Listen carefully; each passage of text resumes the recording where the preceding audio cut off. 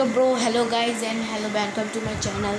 आज के लिए आपको इन्फॉर्मेशन बहुत ही ज़रूरी है, तो ये दे रहा हूँ एक बात सोच रहा हूँ। हाँ याद आया हाँ याद आ गया। हाँ वो इन्फॉर्मेशन इस बारे में है, डोरेमोन के बारे में।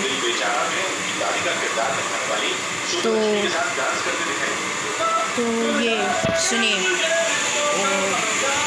अगर आपको पता है तो मैं आपको बता देना चाहूँगा।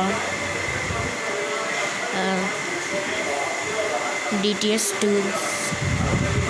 टूल्स के बारे में आप जानते होंगे। आप अपने में लिखेंगे तो आ जाएगा, तो आपको मतलब और फिर मैं उनका लिंक भी देने की कोशिश करूँगा।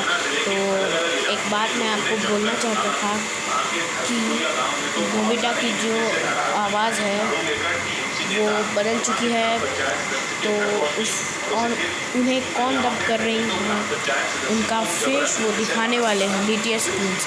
तो आपको उनके चैनल पे जाके देखना होगा। Okay bye.